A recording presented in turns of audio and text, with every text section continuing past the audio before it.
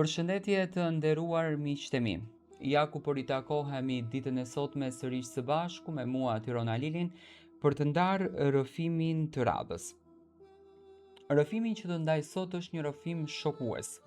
Në fakt janë lotët e një gruaje, pendesa, në qoftë se do ta quaj pendes e një gruaje, e cila në moshën 55 vjeçare ka vendosur që të tradhëtoj bashortin e saj me një djalë më të ri.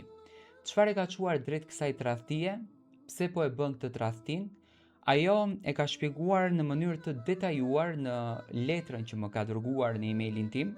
Unë e lexova dhe vendosa që ta ndaj me ju për të marrë mendimin tuaj, por edhe për ta kuptuar se ku po shkojnë moshat, sidomos 55-a. Kam 55 vjet mbi supe, 55 vjet jetë, 55 vjet sakrifica, 55 vjet lot që nuk i pa askush. Dhe sot, për herë të parë, do të flas me zë të plot. Do të tregoj atë që kam mbajtur brenda shpirtit tim për më shumë se një dekadë. Një histori që nuk është e lehtë për të rrëfyer.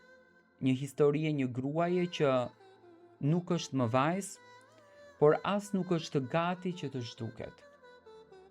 Mbase do të më gjykoni, thot, mbase do të më kuptoni, por sot dua vetëm që të çlirohem. Ky është rrëfimi im. Kam lindur në një familje të thjeshtë, tradicionale, ku vajzat rriteshin me fjalinë ti duhet të jesh shtylla e shtëpisë. Që e vogël mësova të mos ankohem, mësova të hesht, mësova të mbaj. Në shtëpinë tonë nuk flitej për ndjenja, nuk flitej për dashuri. Dashuria ishte punë, dashuria ishte përgjegjësi, dashuria ishte që të durosh. Dhe unë u rita me këtë filozofi. Ndoshta prandaj kur e takova burrin tim, nuk kërkova shumë. Mu duk i drejt, punëtor, i qetë, jo njëri i fjalëve të bukura, por i rregullt edhe i përkushtueshëm. Në fillim e desha, e respektoja, i besoja. Ndërtonim një jetë të dy së bashku. Vitet e para ishin shumë të mira, ndoshta jo perfekte, por të mjaftueshme. S'isha mësuar me shumë romantik, ndaj nuk është se më mungonte si gjë. Na lindi fëmia i parë, pastaj i dyti, shtëpia jonë mbush me zëra, me lodra, me rëmuj dhe me përgjegjësi të pafundme. Unë punoja gjatë gjithë ditës, dhe kur kthehesha, vazhdoja punën edhe në shtëpi. Darka gati, rrobat e palosura, fëmijë të pastër, shtëpia në rregull. Ndërsa burri im punonte me orë të gjata. Ishte gjithmonë pothuajse i lodhur. Gjithmonë serioz, gjithmonë i heshtur, por në atë kohë nuk është se më dukej problem. I thoja vetes është burr i mirë. Punon për ne, do kaloj. Për vite me radhë besoja se jeta është kështu, se duhet të duroj, se duhet të jap më shumë se sa unë merja. Me kalimin e viteve, diçka ndryshoi, jo brenda shtëpisë, por brenda meje. Burri im nuk ishte i keq, por nuk ishte më i pranishëm. Nuk e vërente lodhjen time, ndryshimet e mia, as veten time.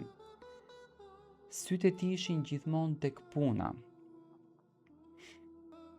Fëmijët u rritën, shtëpia u bë më e qetë, unë u bëra më e padukshme. Dhe atëherë fillova që të ndjeja një boshllëk të çuditshëm. Një boshllëk që sot nuk di se si ta përshkruaj. Si një dhomë e errët brenda shpirtit tim, ku askush fatkeqësisht nuk hynte më. Trupi im filloi të më duke i tepërt, i kot, i pavlerë, sikur shërbente por nuk shijohej. Dhe sado që kërkoja një përqafim, një afërsi, një fjalë të ngrohtë, nuk merrja asnjë gjë. Disa mbrëmje kur buri im binte në gjumë i lodhur, unë qaja në një organ, pa zë që të mos e zgjoja atë. Nuk qaja nga trishtimi, qaja nga ndjenja se isha zhdukur, nga ndjenja se askush s'më shihte më mua si grua. Por jeta të ndryshonte. E takova krejt rastësisht një djalë shumë më i ri se unë, plot jetë, plot energji, më i ri 20 vite se unë. Në fillim thjesht më përshëndeti me një mirdita zonjë edhe u largua. Pastaj filluam të takoheshim shpesh. Ai më pyeste si je, të lodhi dita? Fjalë të thjeshta, por për mua u bën dritë. Ai më shikonte në sy, ai më dëgjonte, ai qeshte me mua. Dhe në mënyrën më të çuditshme më tregonte respekt. Një respekt që nuk e kisha ndjerë prej kohësh. Fillova të pres takimet tona të rastësishme. Fillova të vishem pak më bukur, fillova të kujdesem realisht më shumë për veten. Jo për ta joshur, por sepse pranë ti, për herë të parë pas kaq shumë vitesh, unë ndjehesha njeri, ndjehesha femër. Nuk dua të gënjej, nuk dua ta zbukuroj. E di që ajo që ndodhi ishte e gabuar, e di. Një natë pas një dite shumë të lodhshme, buri im erdhi në shtëpi dhe më foli vetëm 2 fjali. Nuk më shikoi as në sy, nuk më dha as një përqafim, vetëm ushtri e ra në gjumë. Ajo natë ishte pika që e thyente shpirtin tim. Ndjeva sikur vari im ishte aty, brenda asaj dhome të ftohtë me një burr që nuk më vërente më. Dhe atëherë ndodhi. Ai djalë, ai që më kish rikthyer buzëqeshjen, më shkroi. Tha, a je mirë?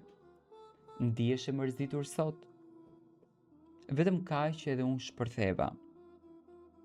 Dola, u takuam, më pa në sy edhe më tha, ti nuk meriton të jetosh kështu, pa dashuri. Nuk e di si ndodhi, nuk e di kush e bëri hapin e parë, por e di që nuk e haroj dot. Ai më puthi dhe për herë të parë pas 15 viteve unë ndjeva se jam e gjallë. Qava shumë, ai më fshiu lotët dhe më tha sa e bukur je kur qan. E ke një shpirt që po lëngon. Dhe unë u thyeva krejtësisht shpirtrisht. E kam tradhtuar burin tim, një fjali tepër e rëndë, por shumë e vërtet. Nuk e mora lehtë, s'ishte aventurë, s'ishte kapriço. Ishte shpërthimi një dhimbje shumë të gjatë. Por faji filloi të më ndjek si një hije. Kur gatuaja, kur shihja burin tim të lodhur, kur shihja veten në pasqyrë, më dukej si kur shihja 2 gram. Njërën të lodhur, të heshtur, të haruar prej burit, dhe tjetrën të ngrohur, të gjallë, të ringjallur prej dikujt që s'duhej. E dija që ai djalë nuk ishte për mua. E dija që jeta jon nuk do mund të vazhdonte. Ai ishte i ri, i lirë, unë isha një grua me rënjë, me familje, me detyrime. Ndarja jon ishte e dhimbshme. E mbylla vetë. I thash se nuk mund të vazhdohej më. Ai qau dhe unë qava shumë. Për vite me radhë kam dashur në mënyrën time, me sakrifica, me heshtje, me durim. Dhe ndoshta ende e dua. Por jo si grua që merr dashuri, por si një njeri që ka ndarë një jetë. Sot e shoh burin tim ndryshe. Ai ende nuk di asnjë gjë. Dhe nuk e di nëse duhet t'ia tregoj këtë gjë. Ndonjëherë mendoj se po t'ia thoja do e vrisja. ndonjëherë mendoj se po si ja thash, po vras veten. Ky është dënimi im i heshtur. Të gjithë do të thonë tradhtia është tradhti, dhe kanë të drejtë, por askush nuk e kupton thellësinë e një shpirti të tharë nga mungesa e dashurisë. Askush nuk e di sa e rëndë është jetosh me një njeri që nuk të prek, nuk të përqafon, nuk të thot asnjë fjalë të ngrohtë për vite të tëra. A ishte gabim? Po. A më zgjoi? Po. A më shkatëroi? Po. A më shpëtoi? Po. Unë jam 55 vjeç, nuk jam ajo gruaja që hesh, nuk jam ajo gruaja që duron gjithçka, sot jam një grua që ka gabuar, por jam edhe një grua që ka ndjerë. Jam një grua që ka shpirt, trup, ndjesi dhe dëshira. Një grua që nuk deshi të vdes para se të vdistem. Ndoshta më gjykoni, ndoshta më kuptoni, por kjo është e vërteta ime. Dhe sot, duke rrëfyer këtë histori, po lirohem nga një barë 20 vjeçare. Po marr frym ndryshe, po e shoh veten në pasqyrë dhe po them, edhe unë jam njeri. Në fakt, këto janë lotët e kësaj gruaje. Unë dua të marr mendimin tuaj se si ju e gjykoni dhe çfarë mendimi dhe këshille do t'i jepni, sepse unë realisht në këtë histori nuk dua t'jap mendim.